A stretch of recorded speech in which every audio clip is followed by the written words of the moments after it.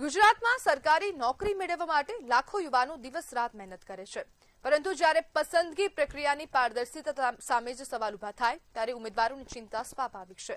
જીપીએસસીની direct ભરતીને લઈને હાલ એવા જ ગંભીર આક્ષેપો સામે આવ્યા। છેલ્લા 25 વર્ષથી સ્પર્ધાત્મક પરીક્ષાની તૈયારી કરાવતા ડોક્ટર બીસી રાઠોડનો દાવો છે કે લેખિત પરીક્ષામાં સારા માર્ક્સ મેળવનારા ઓબીસી ઉમેદવારોને ઇન્ટરવ્યુમાં ઓછા માર્ક આપવામાં આવી રહ્યા છે। તેમના જણાવ્યા મુજબ એક ભરતીમાં ઓબીસી ઉમેદવારોના લેખિત પરીક્ષાના સરેરાશ માર્ક 404.20 હતા, જ્યારે ઇન્ટરવ્યુમાં સરેરાશ 59.90 માર્ક્સ મળ્યા। એટલું જ નહીં, 3 અલગ ભરતીના ઉદાહરણ આપીને તેમણે દાવો કર્યો છે કે 31 ઓબીસી ઉમેદવારો એવા હતા જેમના કુલ માર્ક પસંદ થયેલા ઉમેદવારો કરતા વધુ હોવા છતાં તેમની પસંદગી ન થઈ।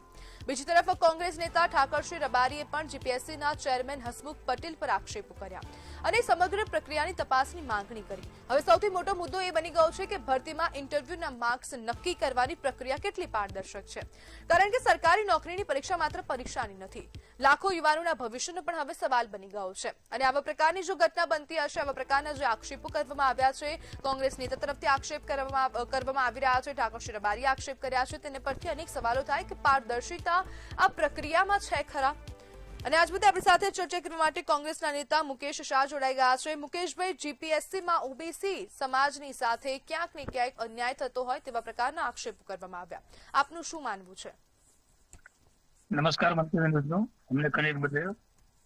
હવે વસ્તુ એ છે કે જીપીએસસી ની અંદર પારદર્શિકતા નથી।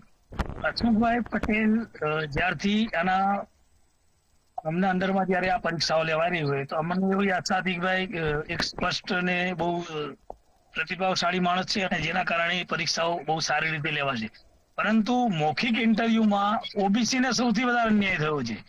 જયારે ગુજરાતની અંદર 52% ઓબીસી ની સંખ્યા હોય, એની સામે ફક્ત 27% જો એમને અનામત રિપ્રેઝન્ટેશન કરવા માટે મળતું હોય અને એમાં પણ મૌખિક ઇન્ટરવ્યુમાં એ લોકોના 20 અને 25 માર્ક આપવામાં આવે, જયારે 425 માર્ક એક વિદ્યાર્થીને આવે એને 25 માર્ક જ આપ્યા છે।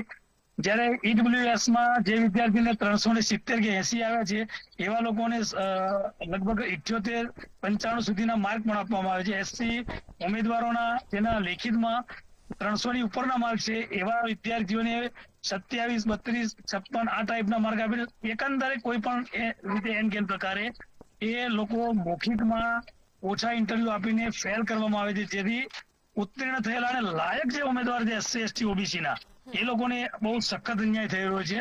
આ બાબતે હસમુખ પટેલ સાહેબનું અમે તો રાજીનામું માંગીએ છીએ કે ભાઈ તમારું કામ નથી, તમે એસસી એસટી ઓબીસી ને એક મનુસ્મૃતિ વાળો વિચારધારા રાખીને તમે જે અન્યાય કરો છો એ ખરેખર બહુ ખોટું છે અને આના બાબતે આવતા સમયમાં ગુજરાતમાં બહુ મોટું આંદોલન થવાની શક્યતા છે। તમે બીજેપી સરકારને પણ મારી નમ્ર વિનંતી છે કે આ જે ઉમેદવારો પોતાની મહેનત કરી અને પેટીઓ રડતા ગરીબ છોકરાઓ વ્યાજે પૈસા લઈ દાગીના ગીરો પરીક્ષા માટેની એક તૈયારીઓ કરતા હોય છે અને જયારે એમને આવા ઇન્ટરવ્યુ આ પોતે મહેનત કરીને લેખિતમાં જો વધુ માર્ક લાવતા હોય અને એમને મૌખિકમાં ઓછા આપીને જો આ રીતે કરતા તો આ મૌખિક ઇન્ટરવ્યુ કાઢી નાખવાની જરૂર છે। મૌખિક ઇન્ટરવ્યુ ફક્ત ને ફક્ત એકલવ્યનો અંગૂઠો કાપવાનું કામ કરી રહ્યું છે।